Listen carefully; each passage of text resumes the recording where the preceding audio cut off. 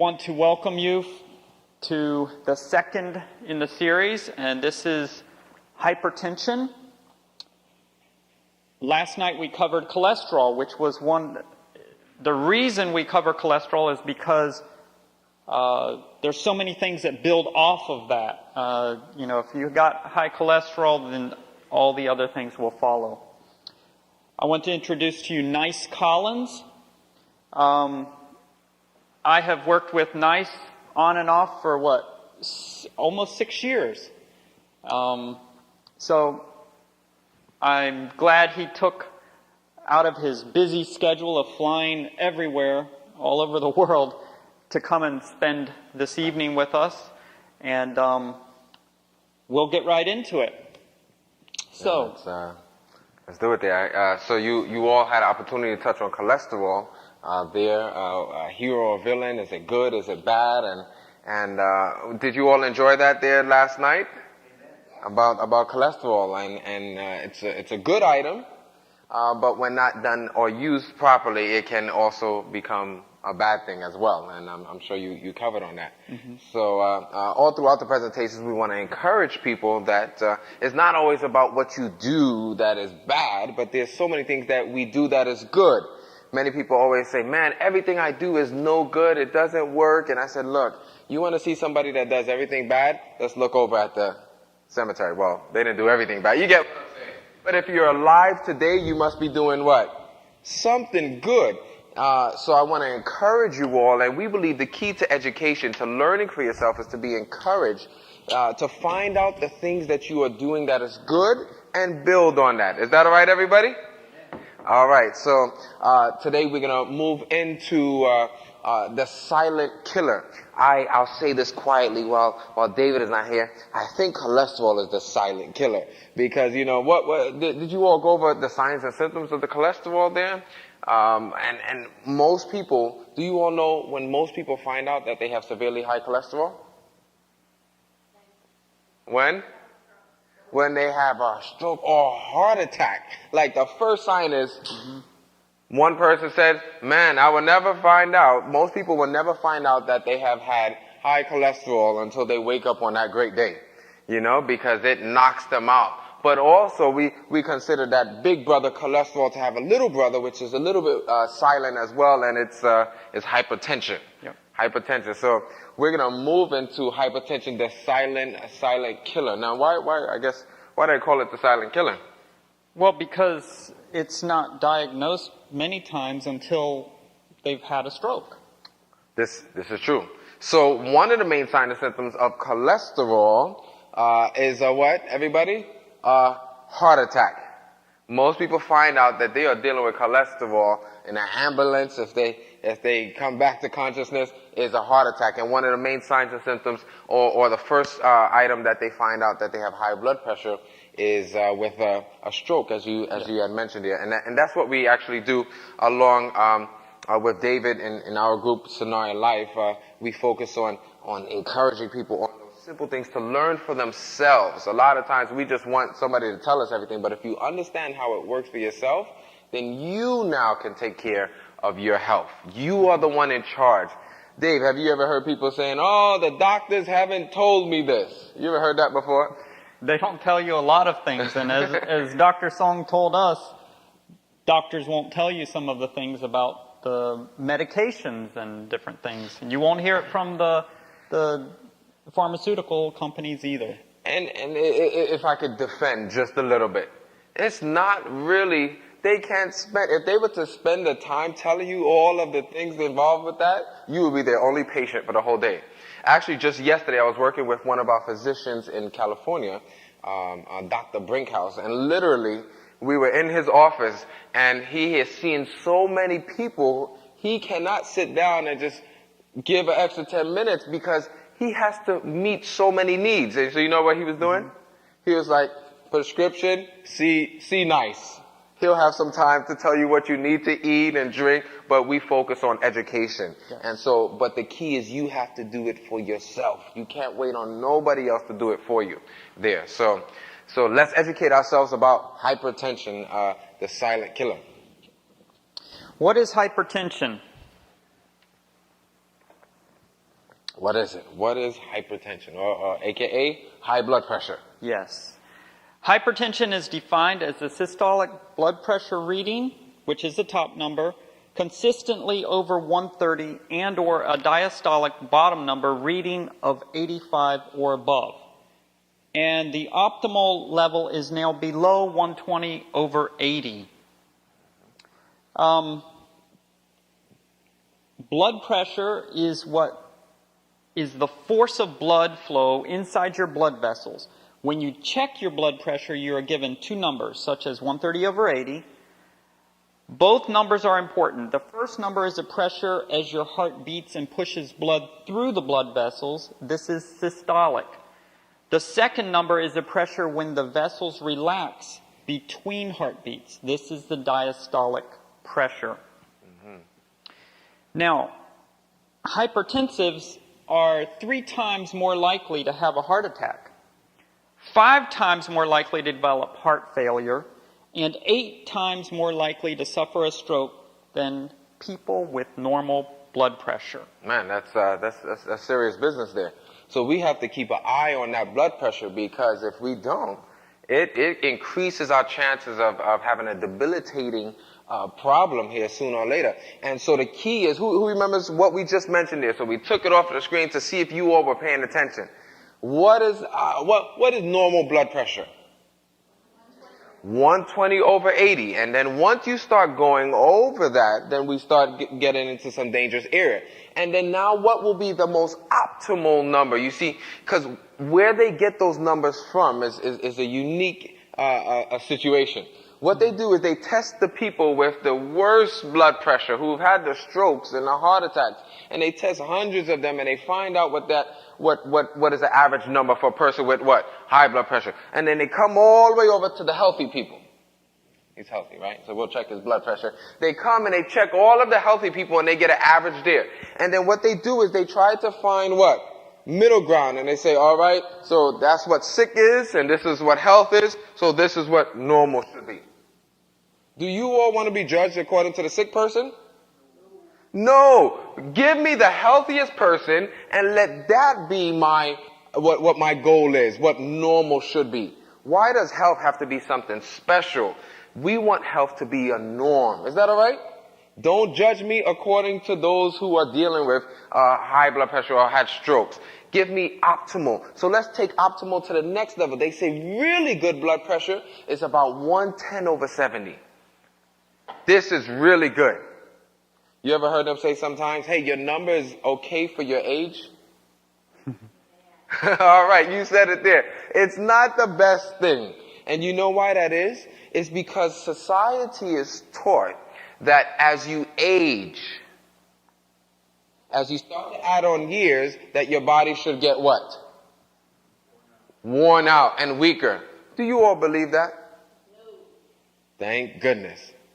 You should not believe that, because once you start to believe in your mind that as I add on years, I'm getting older, whatever, you know what happens to the rest of the body? The body says, hey, if you don't believe in me, why should I?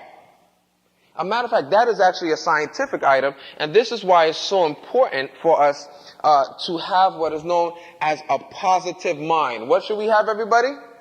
Positive. A positive mind. What you think here will let the body know what it should be. And I'll show you how it works real quick, and then we'll move on here. This right here is the brain, okay? Everybody, what is this? The brain, all right? This is old. You already know this stuff. In here, there's the limbic system and the cortex. And what happens is this deals with emotions and of course, the decisions are here. Once this area decides if you should be happy or sad, then it sends signals through the what? The spinal cord or the nervous system to the rest of the body. Are we on the same page, everybody? So if you believe positively, then what kind of signals goes to the rest of the body? Positive. Are we on the same page? If you think negatively, my knees, they're not going to keep up here, then what are your knees? What kind of signal is it going to send down to the knees? Negative or sick. And so the knees are going to do what? They're going to say, forget it. You ever heard this old saying, a merry heart doeth good like what? Like medicine. But a broken spirit does what to your bones? It dries up those bones. Dries up those bones. Because the signal is sent to the rest of the body. Does that make sense, everybody? We're going to come back to that. We're going to come back to that. So optimal, really good blood pressure should be what? All right. 110 over 70, and then the normal, as was mentioned here, is 120 over 80. So know your numbers.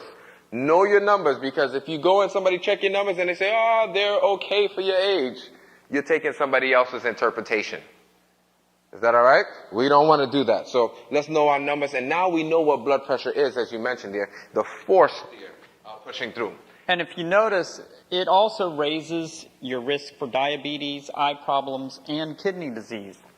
So hypertension is something, cholesterol was more of a base, and then on top of that is hypertension, and it keeps, so if you have an eye issue, well, let's look back and see what else could be causing it, the root causes. Now, there are types of hypertension. You have primary hypertension is not caused by other diseases. Then you have secondary hypertension. It can be caused by chronic kidney disease, tumor growth, diabetes, or other conditions. So you have a primary and secondary type of hypertension. Now, we're going to quiz you a little bit on this. We have up here, we have the normal blood pressure. And less than 120 and less than 80. We've gone over that. Now, pre-hypertension, we sort of mentioned that. It is 120 to 139 or 80 over 89. Either one of those, in those ranges, is what they would call pre-hypertension. Or they also call it borderline. Anybody ever heard of borderline? Yeah, borderline. I have a little thing about the borderline, and we talked about that some time ago. In our program, we don't believe in borderline hypertensives. We don't believe in borderline cholesterol or borderline diabetes. Either you what? Have it, or you don't. Does that make sense? Either you have the problem or you don't. It's sometimes, we get in this comfort zone and we say, hey, I'm just borderline, so I'm okay. I have a little time to play around. One person said, there's no such thing as a borderline, somebody with borderline cancer. You ever heard of somebody on borderline cancer? Either you what? Have it or you don't. Or even a clear example. You ever heard somebody say, I am borderline pregnant? I may have a little bit of a baby, but I may not have a little. You either what? Pregnant or you're not. So as mentioned here by Dave, is that once you start seeing those pre-hypertensive numbers, even though that's what they call it, you almost have to say, all right, now here's a little contrast of what we just saw. You almost have to say, okay, I may be dealing with this situation, but now let me what? Work towards it and fight against it. Because if we don't, what's going to happen? Well, what's the next level there? Well, after pre-hypertension or borderline, we have high. What are some numbers? Give me a number. What do you think? You got mics there? 140. Okay. What else? Anyone? What about the diastolic? The bottom number? 90. Okay, well, you got the bottom of it. You actually got 140 to 159 or 90 to 99. That is what is considered high blood pressure. But that's only stage 1. That's the high blood pressure. Yeah, that's high blood pressure. Now, there's a stage 2. What do you think? You know where it starts. Where do you think it ends for the first number there? 200? Anyone else? 169? What about the diastolic, the lower number? 120. Well, stage 2 is 160 to 179 or 100 to 109. That sounds like some high blood pressure there, doesn't it? That's, And what are some of the things that happen in that area? well, I mean, Look at that. A person can have a stroke. I mean, they can still have strokes in the lower areas, right? It doesn't take much to have that as well. They can have a stroke, probably even an aneurysm. This means that that pressure going through those veins and arteries are higher than normal. And if sometimes, I can't use a garden hose, but yeah, maybe a garden hose sometimes. If it's blocked at one end, and you see our garden hoses are good though. Mm-hmm. You can hold it and the pressure will be there and it'll just hold that water. It'll stop the water. But just imagine that garden hose was just regular plastic or like a balloon or something like that. If you stop that pressure or you raise it high, what's going to happen to that balloon? It's going to pop. Just like that. And a matter of fact, a garden hose is actually a good example because a garden hose will be good for the first little while, right? For several years, it'll hang in there. It'll hang in there. It'll hang in there. That's how your body is. It'll hang in there. But over several years, and if it continues, you continue to apply that pressure. You know how when you're watering and you just bend it? If you continue to do that at the same spot, what's going to happen after several years? It's going to break. You're going to get a leak. That's exactly how the veins and arteries are. So a lot of times, that's why we call it the silent killers, because there's pressure all along, unnecessary pressure. But if you continue to do it and you don't get it down in those areas, then it could be trouble. But there is hope. There is hope. We actually had a chance to work with one individual. She was up in this area. She was over about 165, 167, over 111. I thought, man, when we saw that, we were literally going to say, pick up the phone, let's call 911, you need to get checked out. And she thought that she would have to deal with this problem for almost the rest of her life. They told her she was a chronic hypertensive. Chronic hypertensive. Y'all know what chronic hypertensive is? That means what? You have to deal with it for how long? The rest of your life. As a matter of fact, the doctor told her that she would be on the medication for the rest of her life. But I don't believe that they read the little scripture there that says we can do all things through Christ except chronic hypertension. Does your Bible say that? If it has that translation, we're gonna do a book burning ceremony afterwards. Yeah? But it doesn't say except hypertension. It doesn't say except cholesterol. It says we can do all things through Christ who gives us the strength. And a matter of fact, we put her on this little program, and we'll be sharing that information at no cost to you all today. It's called a 24-day challenge. And for the next 24 days, she made some adjustments in her lifestyle, trying to develop healthy habits. And you know what happened? Day number 11 came while she was following the program. And she gave us a call. She was like, what should I do? I said, what happened? She says, I'm feeling dizzy and woozy. And I said, did you check your blood pressure? I said, don't call me. We are not doctors. You need to call Dr. Song or call your doctor. And she said, I checked it. You know what happened to her numbers? They had dropped down all the way to 96 over like 76. What happened was her blood pressure started to come down, and the same medication that she was taking did what to it? Pull it even lower. She called the doctor. Doctor told her to come in, and when they went ahead and checked her out, the doctor says, I'm so sorry for telling you you would take this medication for the rest of your life. He said, please come off of it. Keep it around just in case you need it. And the good news is, as she was leaving the doctor's office, the doctor said, wait, one thing, tell me, come.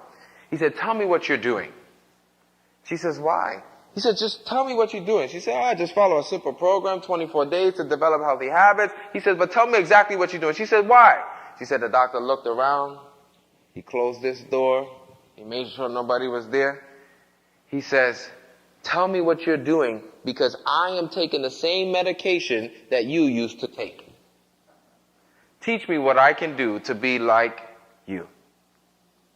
You ready? We don't have to all worry. This is giving us knowledge on what these situations could be, so you know where you're at, and now we know where we're going. Is there even worse situation than this? I think there is. Oh, Let's my. see. Extremely high. What do you think would be extremely high? 200? Okay, what about the bottom number? 120. Just about got it. 180 to 199, so almost 200.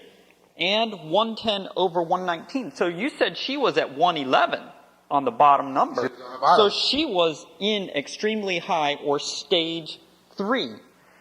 That she was what we call a double whammy. She was in high on the systolic and extremely high on the what? On the diastolic. She had a little bit of both, which is very dangerous. Then we have even one more. Dangerously high. My blood pressure's going just looking at those numbers. And of course, there's not much room left on the page, so you can probably guess what these numbers would be. 200 plus and 120 plus. That is stage 4, or very dangerously high blood pressure. That reminds me, I mentioned to them yesterday about the lady, the grandma that got dizzy, and she called her EMT son or grandson, and he came and checked her out, and she was what, 210 over 110 or 2, I forgot exactly, but it was up above, and she was in this dangerously high. Man, those colors look like the terrorist warning. What do they call that? What is it? Terrorist alert or something like that. Code orange and stuff like that. Yeah. We are literally terrorists to our own body if we don't take care of ourselves. Well, and you know what, Nice? Mm-hmm. That was the first time she ever knew that she had hypertension. I guess that's why they call it a silent killer. So, is hypertension a silent killer? No. Nice. Is it a silent killer? I don't know. Once we look at these signs and symptoms, it doesn't look silent to me. High blood pressure actually screams at you. It is telling you to help me. It is pulling out the blowhorn and saying, this is a problem. This is a problem. I really think cholesterol is a silent killer because most people find out when they have a heart attack. But watch this. Even though they call high blood pressure the silent killer, we'll find out that there are many signs and symptoms that are there warning us. So what do we need to do? Well, we got to look somewhere. And obviously we're going to be looking at our bodies. Mm-hmm. So where to look for a sign and symptom? Okay. I mean, I can look at your hands. I mean, is that good enough? No. No. So not only do you have to know where to look, you have to know what you're actually looking for. What you're looking for. So let's see some things, some different parts of the body that we need to look at. What's one of those? Well, the heart. What would you look for in the heart? What would you, to see if you had hypertension, to see if you had that elevated? Anybody have some ideas?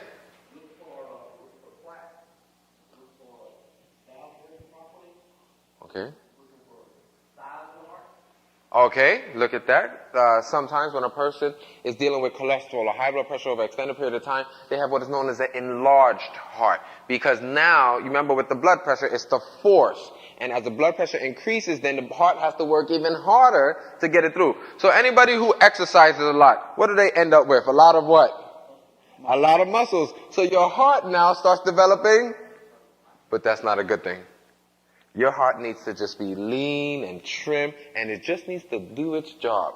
But when your heart starts developing all of these extra muscles, they call it an enlarged heart. It can develop a little bit. A person who exercises quite a bit, their heart is stronger, but it doesn't go in excess. You know what the craziest thing is? A person who exercises quite a bit, their blood pressure is even what? Lower. Isn't that amazing? So the heart doesn't even have to work as hard to get that blood because you are helping the heart. When you move, you are saying, heart, relax a little bit and let me help the circulation take place. But when a person sits down all day, who has to work hard? The heart. He has to push and get it back up. So that's one of the things to look for in the heart, either enlarged heart, but what are some other things that the heart will show, the manifestations? Well, we want to look at things that you each can look for, the signs and symptoms. We're not... Or even experience. Yeah, something that, hey, I know what that was one of the signs, and then you can start looking into it. Right. So there's a couple things here. So he hit it on the head. He hit it on the heart. Forgive me. He hit it right on the heart. Angina. Angina meaning pain. So you have what kind of a pain?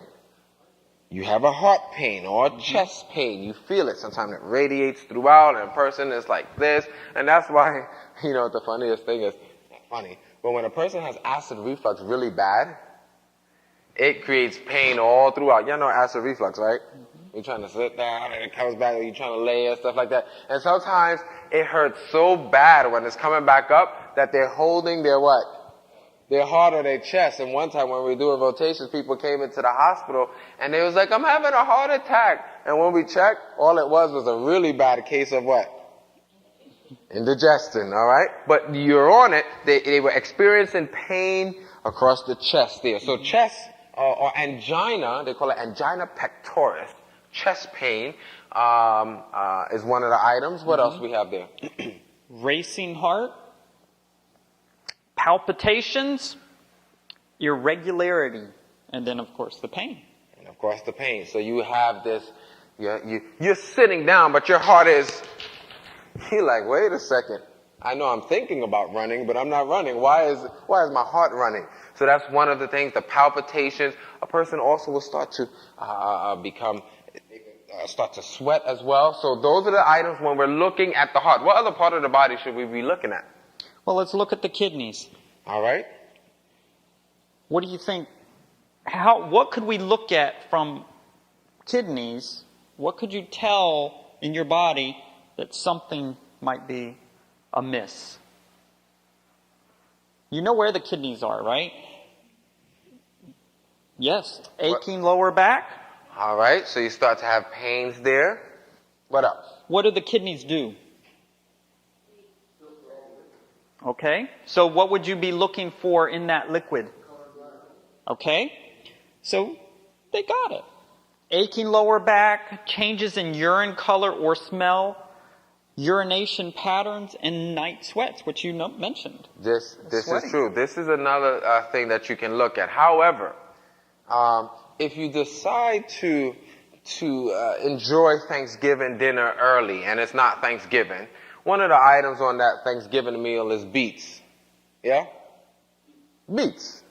What's another name here? Who? Beans? Beets. Beets or canned beets or something like that. However, because canned beets or just beets in general is very what?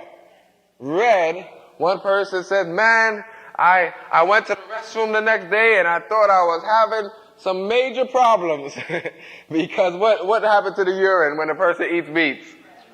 It changes. So it's not that you're having you're hypertensive. It's just that beets are very red, But other changes in color, as you mentioned there. Well, we could mention that they should grow some heirloom yellow beets, and then it would be a different color. All right.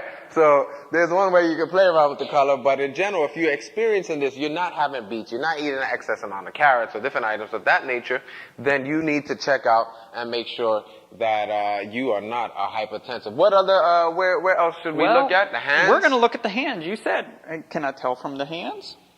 So what do you think you could tell from hands? Sweating. Swelling as well. Do we have feet on that list? Well, we'll see. All right. So the hands as well. The sweating. Signs of poor blood flow. Well, so if the blood is not flowing, now here's where people get questionable. They say their hands are very what? Cold. So a person who has really cold hands, they have a really cold heart. No, I'm just kidding.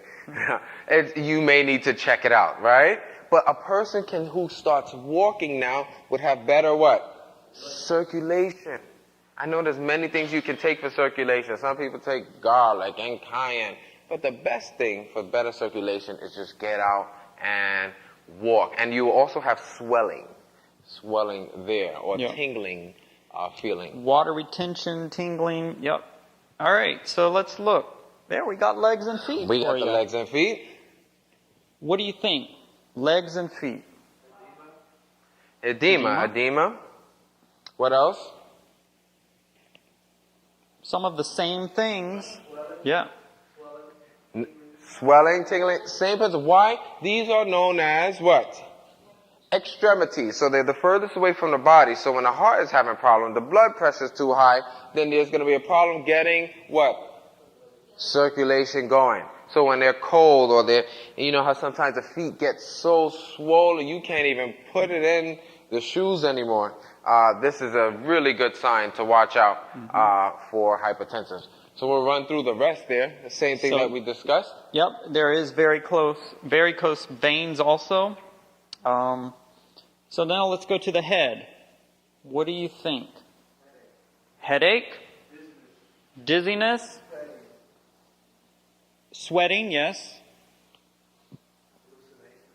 Hallucinations.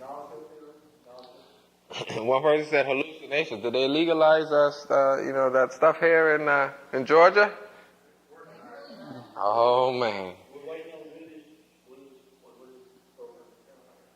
All right, so watch out because people will have hallucinations, not just because of the blood pressure, because sometimes they may be trying to take too much medicine, herbal medicine. But just try your best to stand clear because even when we look at a little bit more throughout, smoking as well can raise the blood pressure. So I think they got most of them. They got the headaches, lightheadedness, dizziness, ringing in the ears is something I didn't hear. Ringing in the ears and blurry vision, which hallucinations is sort of blurry, isn't it? Yep. All right. So now let's look. In the bowels, what do you think? Constipation? Anything else? Diarrhea? Either one or the other, huh? Color? So here it is. Constipation, bloating, or gas. Or gas. Man, one person said everybody must have high blood pressure. You know? If you don't cook those beans properly, it may cause a problem. So, and then is this the last one here? The lifestyle? Lifestyle. Nope. There's a couple. There's another row there. Lifestyle. We'll just go through these. Sedentary, stressful, financial, family issues, illness, TV, sports. Oh, wait a minute. TV? Come on, nice. Well, I want to say these are signs and symptoms, but these are items that can play a part to raising that blood pressure. You notice, I actually, even when you were talking about sports, a couple years ago, and I guess with reason, I had to let the sports go. Because I'm watching it, I'm getting excited, I'm getting happy, I'm getting sad. This thing is like a yo-yo. And you know what I realized? These people are not paying me one dime to go crazy over them. And I'm affecting who? Myself. They may be playing and getting hurt, but they got paid and they're good for the rest of their life. And I'm here racing my heart, giving them all this attention, and I'm the only one. I'm actually hurting as a result. So I kind of just let it go. Obviously, you know why I let it go too. My team lost. So I'm like, enough of this stuff. Too bad for them. I'm not going to worry about them anymore. So sports, and look at that. It says sin, sedentary lifestyle, stressful, financial, all of these items can play a part and add towards hypertension. And the last one you have there. It is testing, which is going to be the blood pressure needs to be tested twice per day. So, if you're going to be looking for signs and symptoms, why not check? That's the easiest, isn't it? Yes, that definitely is. This is for a person who has a diagnosis, or are you seeing many of these signs and symptoms that you want to start testing. You don't know where you're going until you know where you're at. And a lot of people are walking around like this, and then if you walk around like this, what happens? One day you're going to miss a step, you're going to trip and fall. And God forbid, hopefully you survive that. Strokes and heart attacks, these things are things you don't want to play around with. So we're not here to scare you. We want to encourage you. Now we'll briefly go over a couple other So these are the things that, as you were mentioning, that may cause these situations. So we looked at the signs and symptoms, but now let's look at what could be some of those causes, and then I want to get to the juicy part of what we can do for them. We did miss nosebleeds. We missed the nosebleeds. Yeah, there was nosebleeds in there. Mm-hmm. So certain traits, conditions, and habits known as risk factors. Some of the major causes are tumor growth. Person can have tumor growth that will cause a problem. Man, we're supposed to ask them, but well, you all tell us some of them without looking up. What are some of the causes of hypertension? All right, look at you. Y'all can't resist yourself but to look. But who? All right, nervousness, a person under stress. What else? You see some of them there? Well, we talked about something last night, I think. All right, that could play a part. Bad diet, yes, it does play a part. And what did y'all talk about last night? Cholesterol, yes. And it's real simple. Here's your artery or your vein, right? As a person starts to increase, the cholesterol increases, what happens? You have the plaquing of the arteries. Plaquing. And what happens to the space there in those arteries? They get smaller and smaller. But the same amount of blood needs to pass through, but the space is smaller. So then more what increases? The pressure increases. This is why he went over cholesterol yesterday, because cholesterol is directly one of the direct relations to blood pressure. We consider cholesterol to be the big brother. High blood pressure is the little brother. And tomorrow we'll be talking about the little sister, sister diabetes. All right? She's more gentle. She won't knock you out like cholesterol will knock you out. She won't give you the uppercut like high blood pressure with a stroke or cholesterol with a heart attack. But she'll affect you too. And that's why you see diabetes is on the list as well. Because a person can have diabetes and also they can increase their blood pressure and cholesterol. What are some of the other items there? Increased cortisol. Now, how can you decrease your cortisol? What is cortisol? Nice. So basically, these are hormones that the body works with, right? And they work according to what is known as biorhythms. Let's say the sun. The sun is up. You know, they may increase or decrease. When the sun goes down, they may decrease. But when a person stays up often, late at night, you have this increase, or it depends which hormone we're talking about, because there's also melatonin and all the testosterone, but cortisol, one in particular. Now when you have this stresses out your body, because your body needs what? Rest. And then you have that decrease or increase when a person is resting. So as a result now, you have this problem, you have this increase, and then what happens to that blood pressure? That goes up as well. So. Well, you know, you remember the gentleman, he was having, I think he was stage 3, and we sat down with him. The next day he was normal. You know what we found? He was staying up till 1 or 2 o'clock for about 2 weeks. We just had him go to sleep at 9 o'clock. The next day he was normal. So just not going to sleep at the right time will increase your, the little sister tomorrow, we can talk about that, not sleeping. And how that plays there's lots of things. So a person, can you believe that something that's resting on time can play a part in balancing your blood pressure? The body is an amazing item, but it just takes these little things to affect it. And as we went through most of them, the alcohol, the caffeine, the smoking, the kidney problems, all of these. But I want to share one, and then of course you mentioned the diet with the salt and spices. I want to share one in particular, and it's called stress. Anybody know stress? All right. Stress fights against having a positive mind. When a person is under stress, it affects the body in literally more than one way. As a matter of fact, I believe all of these are as a result of stress. There's 3 different types of stressors. There's physical stressors, there's mental stressors, and there's spiritual stressors. What are those? What was the first one? Physical, mental, and spiritual. You want to know an easy way to remember that? What's the acronym? PMS, all right. Now, we're not going to give PMS the bad rap. We're going to give it a good rap as something to remember. PMS is not, what the ladies are dealing with. We're talking about the physical, what? Mental and the spiritual. Is that all right? So watch what happens. When a person is under stress, who remembers what this system is called here?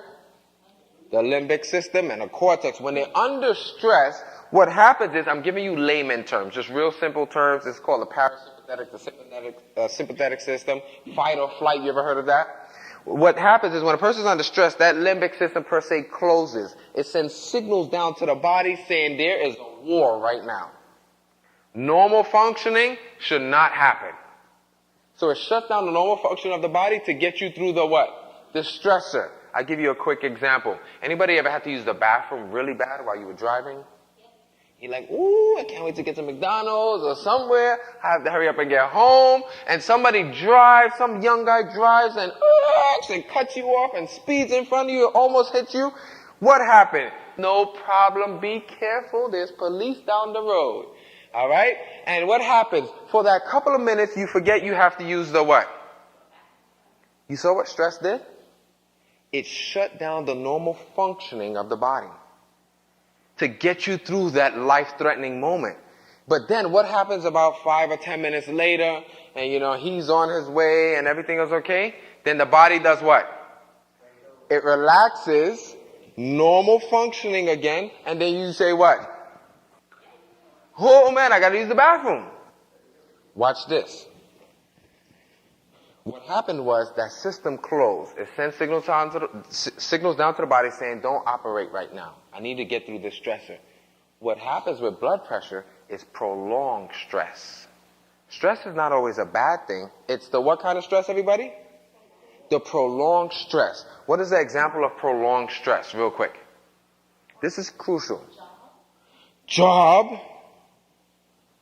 This is very important. I know we're going to talk about diet and all of that stuff, but if you understand this, everything else works out. The job, we are in jobs that are killing us. Who?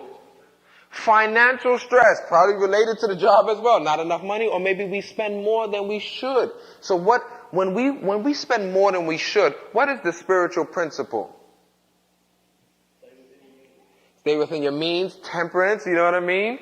And don't be, usually when a person spends more than they can, it's usually because they want something they can't afford. What is that a little spiritual term for that called? Covetousness. So you see how the spiritual now affects the body and now puts you under stress. I'll give you one last example. Anybody ever did something to you that really hurt you and you were really upset? And you've held on to it for a long time? Called unforgiveness. Do you know unforgiveness can actually raise your blood pressure? I had a chance to work with several individuals. One lady in particular, she was upset because her sister did something to her, and it happened many years ago. She stopped talking to her sister. Never talked to her sister since. They went to mom's funeral, dad's funeral, but they never said hi. So I asked her a simple question. As we sat down, I said, what is your diet? She doesn't drink, she doesn't smoke, she eats, she exercises, she does all of this. I said, anything stresses you? Anybody bother you? You have any problems with your family? She says, oh yeah, my sister. Man, she did something to me so many years ago. I'll never forgive her. You ready for this? I asked a simple question. How long did you have the high blood pressure for? She said, it's about 30-something years. I said, how long did you stop talking to your sister? She said, it's about 30-something years. Ever since she held on to that situation and never forgave her sister, what happened to the limbic system, everybody? It closed. And she was under what kind of stress? Prolonged stress. What is the biblical principle? Never let the sun go down on your what? On your problems or your wrath. So as a result, here it is, and then we'll move forward. When a person has stress and they don't have a positive mind, they start to develop gastric ulcers, irritable colon, high blood pressure. Ready for this? High cholesterol, heart attack, chest pain, back pains. All of these items are as a result of prolonged stress. So we already know those causes there. Yeah, and yesterday we talked about cholesterol, and stress was one of the things that increases the cholesterol production because it needs To fix. your body needs to deal with it. All right. Any questions? Does that make sense so far? So even though we change our diet, even though we exercise, we got to dig even deeper and find out, is there anything that is upsetting us? Some people sometimes are upset at their parents 30, 40, 50 years ago at things that their parents have done, and they have never forgiven them. And as a result, they are dealing with personal situations, but now it's affecting their what? Their whole health. Because now the body can't function normally. You remember? It's under what? Fight or flight mode. So let's break ourselves out of that. And There's one thing on there, too little vitamin D. vitamin D as well. So just the sun. What does the sun do? When you sit in the sun and you're soaking it in, what does it do? It creates vitamin D, but what about your emotions? What about your feeling? It makes you happy. It relaxes you. Just like exercise gets rid of stress. So it's not uncommon for a person who is dealing with depression, anxiety, and different items like that to run their pressure may run a little bit higher than normal, or other situations there as well. Yep. Mm-hmm. So, and overweight. How many 1 pound of fat? How much difference do you think that would cause in my body? Did you know that 1 pound of fat, and I'm going to give you what the minimum was that in research, they said that it is about a mile of extra blood vessels. So that's an extra mile that your blood has to pump through. Does that make sense? So if you got 10 pounds of fat, or blessings, I'm sorry. Yeah, we don't like to say fat. We like to say some people are over-blessed and some people are under-blessed.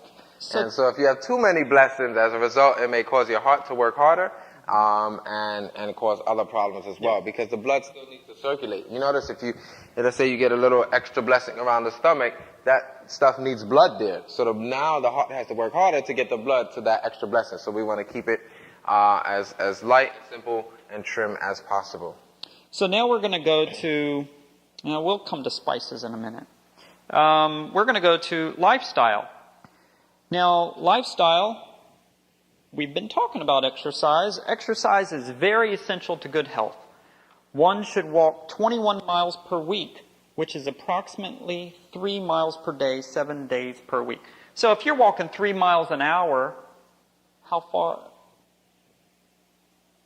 You would be walking, 1 hour a day? You'd be walking about an hour a day. Now, it's a good little pace. And this is my favorite part, because now we get to talk about the things that we can do, you know?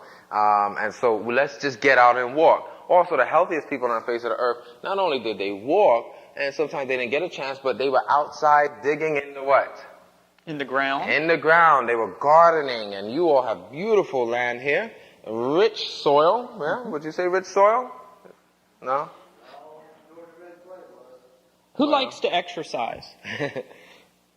Yeah, if you get a pitchfork and start digging in this clay around here, Good. You'll get it. Now, you all may have the rich clay, and it may be hard, but you all can really, I've been to some of my friends' house, and they can grow up some fruit trees and all kind of stuff, even here. So I'm sure my farmers are here, around here somewhere. I just walked down the street, and I saw a little farm, and so you all still have your blessing there. There's no excuse for us not to get in and dig into the ground. In New York, they literally have gardens on the ledges. Outside the window, they have gardens there. So if we're growing stuff in New York, Georgia, you should be growing as well. So exercise is very good. Well, what if you don't have time? Nice, when I go to Walmart, I look for the closest space, right? Mm-hmm. No. You should park out there and get that little extra walk. You got a few minutes to get that walking in. So look for the opportunities to get a little extra walking in. There's many places. Don't take too many flights of stairs instead of taking the elevator. But take the opportunities. Find chances to get more exercise in. We talked about the bed, getting to bed on time, preferably before 10. Have mercy. I may have blood pressure. Last night I got to bed late flying all the way over here. Actually, I slept on the plane. So, so it's vital, as we see here, that a person should get to sleep before 10. The body heals itself. Remember we talked about the hormones, the cortisol, the hours between 10 and midnight. What does the body produce there? Melatonin. Melatonin, as we know, is good. It's a natural hormone that the body produces to help you sleep. And what that means, when you get in your room, shut off all lights, cut the TV off, and just get a good night's rest. This is vital. Some people try to trick the body and take melatonin supplements, but the body, you can't trick it for long. So try to get your schedule going. The thing that will help you also sleep is getting that exercise in the morning. A person who's having problems sleeping, just go walking in the morning. You'll see that nighttime comes, you're ready to knock out. And as you put there, David, what happens? It says between 10 and 2 a.m., which gives the body what? A restful night's sleep. You know, ever since I met you 6 years ago, I've been making sure that I've always been going to bed at 10. But you know, whenever I had something come up once or twice a year, I mean, literally, it's been once or twice a year where I had to, well, I didn't get to sleep till 10:15. I mean, even 15 minutes. Instead of my 9:30 laying down and by 10 I'm out, I did not sleep good. Almost every time, unless I was doing something for the Lord that I didn't have a choice. When we were out helping people, I remember we were at someone's house until 11:30 at night, and we still had to drive back, an hour? Yeah, it was a late night, but God does His miracles sometime and helps us to get some. Yeah, getting some that rest. sleep is important. So here's something else. Read carefully labels and select items that are low in salt, sodium, and soda. A matter of fact, real quick, do you know, in our program at least, we don't have a problem with individuals adding salt to their food. Preferably sea salt, of course. You know how people say, don't add salt, no salt, no salt, you're hypertensive. You can actually cause another problem by going no salt. Because your body actually needs it. Your blood has what is known as the sodium-potassium chain. However, you want to make sure that the salt you use, like the sea salt or something, has iodine, or you're using seaweed. However, people say, well, why are you telling people add salt to their food? Because the food needs to have flavor. Is that all right? Food needs to be enjoyable. It doesn't need to be too salty now, but it needs to have some flavor. What we are concerned with is, as David mentioned, is the hidden salts. The chips, the cheese. As a matter of fact, do you know why cheese tastes so good? All right, because it tastes good. What makes cheese taste good? All right, so you have the milk, which is the fat, so it satisfies the fat, and as my sister there mentioned, the salt. Has anybody ever tried low sodium cheese? It is terrible. You're chewing on fat. Why? So then why does cheese taste good? Because of the salt content. I was in Israel and they were making cheese and they were doing it. They were getting it to curdle a little bit, mixing it up, and they took this big bucket of just salt to put it in there. The reason why cheese tastes good is because of the salt content. But now you're not only getting the salt in it, you're also getting extra fat and all of the other things that come along with it. So it's okay to add a little bit to your food, but what we're concerned about is the sodas, or baking soda, the sodiums, and the salt that's hidden in the food. You may eat a bag of chips and it'll say, 160 milligrams. But you didn't realize you knocked off that whole bag and that was 2 servings. So now you have how much? 320 milligrams just from one bag of chips. Anybody know the minimum amount of salt you need for the day? 5 grams, 500 milligrams, yeah? So as a result, you now with that one bag of chip, that's the minimum though, okay? That's just the minimum. It's okay if you do a little bit more, but it's okay to have a little bit, but just stay away from the hidden salts, and then also, as you mentioned there. Yeah, I like using the pink Himalayan salt because it's got so many other nutrients, so when you can add the good stuff, look for sea salt or something like that. And the pink Himalayan's got those 84 minerals. Nutrients, Yep. and the natural occurring iodine and stuff like that. from the surroundings. So that is definitely good. And then the last one you have there is all meals should be eaten on a regular schedule, 7 days a week, with no more than 30 minutes time difference in schedule. Meals should be eaten at least 5 to 6 hours apart. So we just need to get on a schedule. Matter of fact, I work with a couple individuals. They didn't even change their diet. There was like too much information. I can't keep up with this. They said all we're going to do is we're just going to follow a schedule. So I'm sorry I have to say this. They was like, we're going to eat our fried chicken.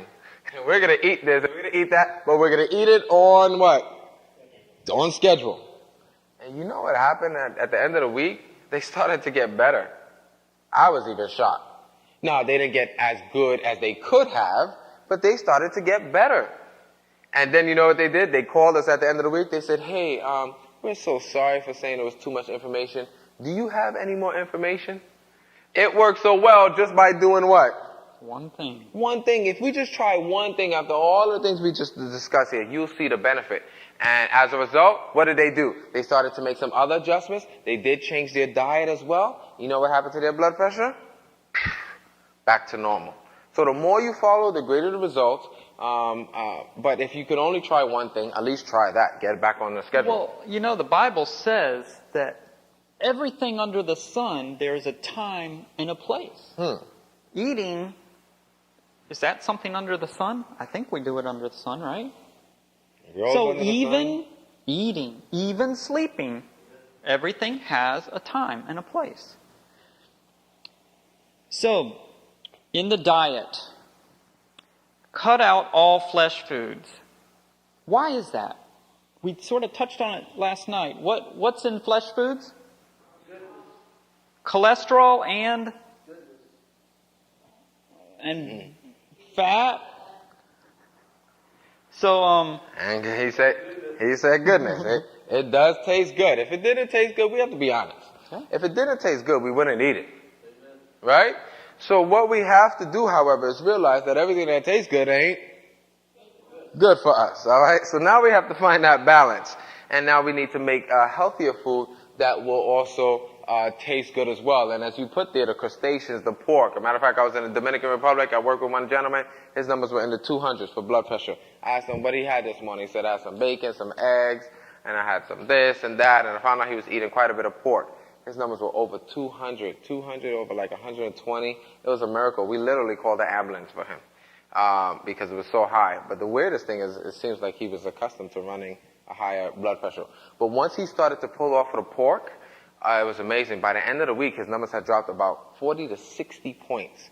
Then he made some other adjustments, and he got better. So also the crustaceans that you have there, the cheese, the coffee, and unfortunately even the chocolate. It may not have caffeine, but the chocolate has what is known as theobromine or theobromine. And that as well will stimulate the system and run that blood pressure a little bit higher than normal. But as you talked about the cholesterol stuff and blocking the arteries, it does increase the blood pressure. But what can we eat instead? What do you have there? You have what? Nuts? Nuts, seeds, peas, beans, all forms of beans and whole grains. The body converts the amino acid in these foods called L-arginine, which we touched on last night, into nitro oxide, which relaxes the blood vessels. The smooth muscle relaxes. And so that's where, you know, there was one individual that his arteries were so hard, but then, how long was it? I don't remember. After being on the program for a while, when he went back in, they're like, man, you got the blood vessels of like a child, all soft and supple. So you can reverse these things. I always tell people, you know how they say it takes you how long to develop a habit? How many? They say about 21 days. So what we develop is what we call is 24 days to realistic health and healing. Anything you do on your own will never work. So you need the help of the Father, the Son, and the Holy Spirit. You want to take the mind, body, and spirit into account. So we go 3 more days, and we challenge people. We call it the 24-day challenge. We challenge people to go 24 days following the lifestyle that we are sharing with you. And by the end of that 24 days, you will see improvement. We don't even ask questions. A matter of fact, we challenge people so much, when they purchase it, we say, we will give you your money back if it doesn't work. We have not refunded anybody yet. Everybody got quiet. All right, no refunds. All refunds. But it's just simple. Within a short amount of time. Why did they say 21 days? Because then their body starts to develop new nervous pathways. Now, you don't really develop a habit in 21 days, but you get your body accustomed to it. For you, it may take 21 days or 24 days to develop a habit. For me, it may be a month. Each person is what? Different. But once you get in the mode of doing the same thing for the next 24 days, the body starts getting used to that process. So let's get on that. Let's eat these beans, which will help us to lower that blood pressure, and it's amazing. Just a handful of pumpkin seeds can be beneficial to anybody. Raw pumpkin seeds, not the one with the barbecue and the, you know what I'm talking about, the ranch flavor. Not that one, just the regular raw pumpkin seeds. That would be fantastic for you. And of course, what are we going to avoid? Those fried foods, which we mentioned last night. Good. And the free oils. So, what can we eat? We can eat fresh fruit daily, 3 to 5 servings. What's a serving, Nice? I usually go, a serving is about a handful. This is what I do. So if a person has a banana, how many servings they just had? They had 2. You have a big apple, how many servings? 2. If I have just a handful of grapes, that's about 1 serving, right? So we just take about a handful. Now, that's how we do it on our side. Why do we do a handful? Because everybody's different. Their size is different. I can't lay a specific mark for everybody to follow. Because some people are taller and bigger, and their hands are ultimately what? Bigger. So they need a little bit more. I remember one wife, she got really mad at us. Because we said everybody should, if you're following the plant-based diet, you can have a handful of nuts with each meal. She got upset. She said, that's not fair. My husband, his hands is bigger than mine, and so he can eat more nuts than me. So I said, ma'am, is he bigger than you? She said, yes, I like to hold him, and he's so big. I said, then he needs to keep his size, and that's why God gave him bigger hands. And you like to stay a little bit smaller and petite and stuff, and that's why you take a little bit less. So about a serving. So 3 to 5 servings, you can knock that out literally with a banana, large apple, or a pear. But one in particular that'll be good for blood pressure is pears. Bosch pears. Very good. Do you know Bosch pears works as a natural diuretic? A person who is taking hypertensive medication, what's in that medication? A diuretic. Why? They're trying to decrease the fluid in the blood because the pressure is too what? High. So if they could decrease the fluid in the blood, then what happens to the blood pressure? It decreases. A simple Bosch pear can help because it works as a diuretic. Anybody know any other fruits that would be good as diuretics? You all know it. All right, the veggie, the potato. Yes, potatoes can work. I wouldn't say per se as a diuretic, but it helps to balance out the nutrients as we see here. Potassium. Potatoes would be good for what, everybody? For your potassium level. What other fruits? Summer's coming. What do? You cut up a nice big slice of what? Watermelon works as a diuretic. Cantaloupe. Honeydew. All of these are fantastic. Somebody likes that. Strawberries also as well. Any other fruits that would be diuretic? Grapes. You know, so you eat a lot of these, you actually go to the restroom, both ways, number 1 and 2. But that's a good thing, right? Because we don't want that. So enjoy the fruits as much, about 3 to 5 servings as you had mentioned there. Yeah, and of course it's better to get the way God gave it to us than juicing. Because it's robbed of its fibers and phytonutrients and all of that. And there's a real big push lately for juicing and all of this other stuff. And I'm not saying there's anything wrong with juicing, but it is always better to eat the food in its ideal form. Leave the juicing for special moments or special occasions. If you ever get sick, then a little juice will be good for you because now you're giving your body an extra what? Boost of vitamins and minerals. But if I'm juicing every day, then if I need a little boost, the body doesn't, because it's so used to what? A high amount. So it's always better to eat it because you get the double benefit, which is the fiber as well. Well, and it's hard to mix the juice with your saliva because, pre-digestion starts in the mouth. Yeah. And so if you take a glass of juice, how are you going to chew it? It doesn't work too well. So even when you drink some of that special juice on those special occasions, don't drink too much and mix it. taste it. If you taste it enough in your mouth, then it will. I would say work. drink, if anybody ever drank wine before, drink juice like you're drinking wine. You put it in there, you get the full flavor of it. But we don't drink wine because we know that even using wine will actually cause problems with the blood pressure. But just to continue and wrap up this part, you also have your veggies. We talked about some. Potatoes, even carrots work really good. One of my favorites, I do a presentation. Oh, I don't have it here right now. It's called artichoke. Anybody know artichoke? Artichoke is fantastic. I consider artichoke to be the king. I have it here. The veggies best kept secret. The king of all veggies, I consider it to be artichoke. It works as a diuretic. It also decreases your blood sugars as well. And there's so many simple ways to prepare that. And then I guess what you have there is the black strap if you're not a diabetic. Yep. Soybeans, nuts, and bananas. Bananas. Just enjoy all fruits and veggies and you should be fine. We covered the salt already. So we want to avoid all white breads, flour, sugar, and so forth should be eliminated from the diet. It needs a whole fiber of the whole grains.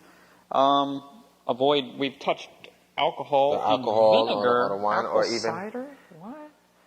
Oh man, that's a whole nother topic. We probably won't be able to get a chance to go into is the vinegar, the apple cider. I know many are claiming health benefits for it. It's really simple how it works. Apple cider or vinegar, in general, it's an acid. Here's how they use it to decrease your blood pressure. When this item goes into the body, it actually, and it passes through digestion, it destroys your red blood cells. It's not uncommon for a person who uses vinegar over a long period of time to become anemic. It destroys your red blood cells. So now when a person is using vinegar, as they say, drink 2 tablespoons or a quarter cup of this, how does that work to decrease your blood pressure? I just told you. It destroys your blood. You can clean rust off of stuff with vinegar. Can you imagine what is stripping on the inside? So as it destroys the red blood cells, then what happens to the blood? It decreases. What happens to your blood pressure? It decreases. So let me ask you a quick question. Does it work for lowering your blood pressure? Yeah, it does. But is it a good way to work? I mean, I could decrease your blood pressure too. Just put a little hole in the vein and bleed you out. Your blood pressure will go down. But not everything that works is good. Is that, we on the same page? So be careful of the items that contain what? Vinegar, the nutmeg, the cinnamon, the hot peppers. Ooh. We'll have to do that in a recap or something. Yeah, we'll cover that later, the hot peppers. Yeah, you all are doing a cooking demonstration, no? Yeah. Yep, so stay away from the hot peppers. They actually stimulate and they raise the blood pressure. They're spicy, they're hot. You start sweating when you eat a lot of pepper, right or wrong? Is that not one of the signs and symptoms of high blood pressure? What? Sweating. So it's a direct correlation that the blood peppers and the cinnamons, the nutmegs, those spices. Now there's a difference between spices and herbs. Herbs are what? What are some herbs you can use to flavor your food? Rosemary. Basil. Herbs. Cilantro, parsley, turmeric, all of these items you can start using there to flavor your food. It may not be as sharp as when you use these, but at least your blood pressure will thank you for it. Yep. Then we have drinking water. At least 8 glasses of water should be drunk each day. 16 to 32 ounces of warm water should be taken before breakfast. And that is to prepare your digestive system, to do some cleansing after the full night of sleep, and it'll work wonders. And you put it there. What's the best indicator? Because sometimes I get a little stressed out when I'm trying to count. You know, I'm just like, how many did I have? 2, 3, 4 cups? You put it there at the last part. You said what? Drink until until the urine is pale. When the urine is clear, you've drunk enough water. Just keep it at that amount. When there's color and stuff like that, then that means you need to drink what? More water is always best. That's the simplest way. Some people say take your body weight, divide it in half, and drink that in ounces. I'm like, what happens if you did that in math? You know? Just drink water. Just drink, and you should be fine. I usually don't say you can ever drink too much because nobody really does. Only if you're trying to drink 2 gallons of water in 5 minutes, then that could be dangerous. Yes. That's in called fact, drowning. There's some people that have died because of that. Yeah. But I never really tell people because nobody really does that. Who in their right mind is going to turn around and drink 2 gallons of water in within a couple of minutes? You're just drowning yourself. And we talked about 30 minutes before or 2 hours after. We talked about that. And then here's the last part of... we got herbal remedies. Here's a few. Garlic, garlic, we talked about last night. The butter and garlic, how the cholesterol didn't go up. Well, it will lower the blood pressure. The blood pressure. And just make sure, however, if you're going to be using a fresh garlic, to just make sure you let your doctor know what you're doing here. Be careful of street herbalists, they'll tell you eat 5, 6, 7 fresh garlic cloves. They don't know that you are already taking a blood thinner. You're taking a baby aspirin because of the stroke or something like that. Then you take some more, 5, 6 more fresh garlic cloves. Then what happens? Garlic naturally does what? It thins the blood. So now you're already taking a blood thinner. You're taking a baby Advil or aspirin or something. And all of these things together will cause, you wonder why a paper cut will never stop bleeding, So let's just go ahead and, in fact, garlic is an option too. We want to make sure that when you are implementing these things that we're giving you, you want to keep a good track of your blood pressure, your glucose, everything. Twice daily. And let your doctor know, your medical professional know what you're doing there. Yeah. A simple item that you put there is what else? Flaxseed. 2 tablespoons. And we talked about putting that with banana, smashed banana. Man, it works real good. Pumpkin seeds, corn silk. Then we go on hibiscus tea, linden tea, and blackstrap molasses unsulfured, organic if possible, if you're not diabetic. So all of these are simple herbal, natural remedies that you can do. Again, let your doctor know if you're using these and you are taking medication. There's some simple instructions on how to do that. And then you don't want to do this for an extended period of time. You want to do it for maybe 5 to 7 days. Some people do 14, but then you have to stop. Yeah? Because a lot of times if you continue to do it, then the body develops a what? It becomes accustomed to it. Yeah? Any of the herbal preparations, like the teas, and if you notice, sometimes people. The molasses. So the young lady asked, "What about the molasses?" The molasses is fantastic if you are not diabetic. Yeah, you can find ways to include it into your food. I make granola. I put molasses in the granola when I'm making it, so it's in there already. Yeah. The reason why you want to watch out if a person's diabetic, because molasses does come from the sugar cane, so it can gradually increase that blood sugar there. So we don't want to do that. But molasses has a lot of potassium, magnesium, which helps to relax the arteries, and then you have a gentle decrease there. Yeah. So you can use that because it's more of a food item a little bit. You can use that a little bit more often. What we're talking about is the herbal medicinal plants, because plants work like what? They work like medicine. Medicine came from the plants. Yes. What is the linden tea?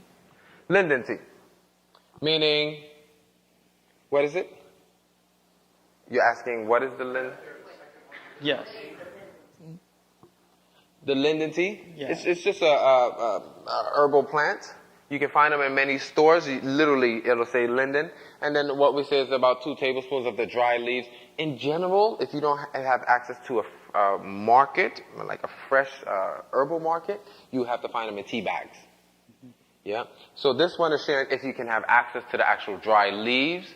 But what you can do is just do tea bag or 2. You steep that as a normal tea. This here is showing if you actually have the leaves. Some people actually grow linden in their garden. You can grow it. It grows like peppermint a little bit there. So that's the linden preparation.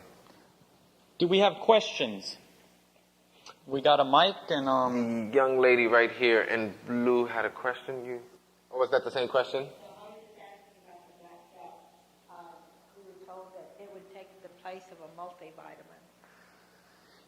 multivitamin? Blackstrap is loaded with vitamins and minerals, and in particular magnesium and potassium. If your doctor has you on a multivitamin, I probably wouldn't say stop that. I wouldn't, because your doctor knows what you're doing. But you can let your doctor know what you are doing. And if the doctor doesn't have you on a multivitamin, we will always ask, why are we taking a multivitamin?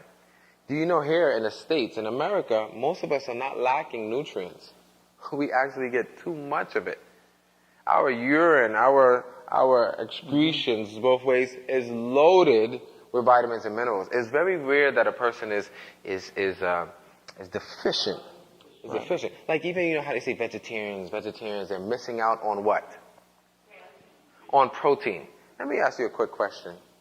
Have you ever heard of anybody going to the hospital? Oh, Mr. Johnson, he's in the hospital. Why? He is protein deficient. Anybody in here? Raise your hand. Have you ever heard of somebody with protein deficiency? Now, let me ask you another question. Have you heard of somebody in the hospital because of kidney problems, dialysis, a renal insufficiency, diabetes, cholesterol? All of these are manifestations of a person using too much protein. Isn't that amazing?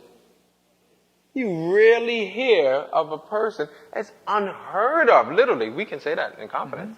Mm-hmm. You ever heard of somebody? I've never heard of anyone. Just yesterday, we were there with the doctor. He sees thousands of patients. I said, doctor, have you met anybody with protein deficiency?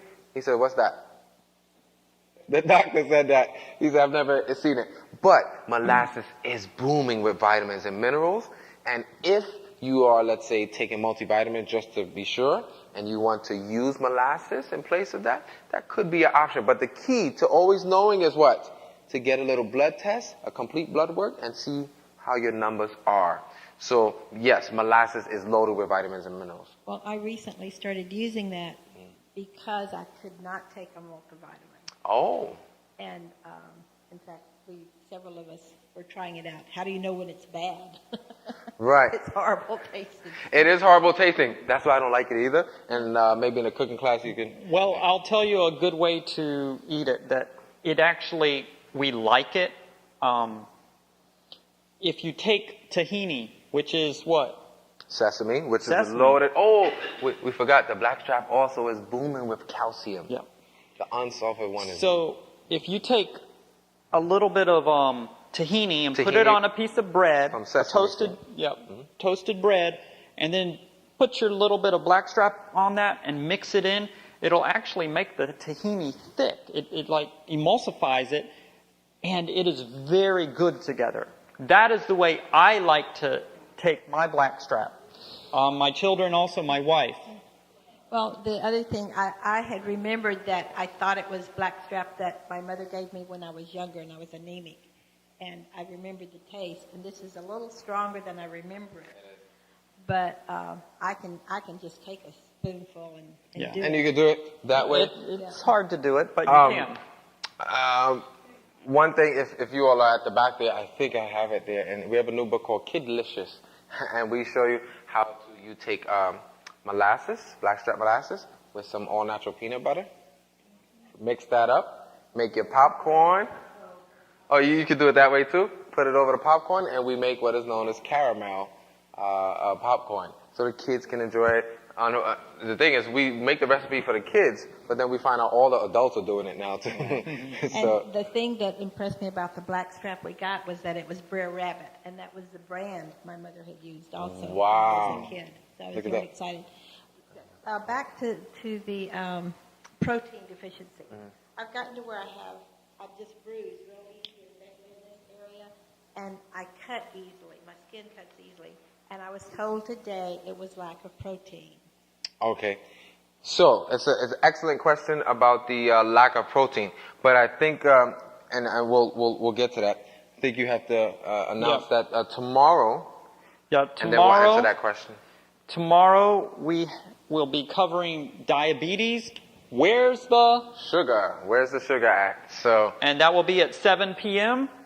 And so for those that can make it, we are happy to see you. And that is it for this evening.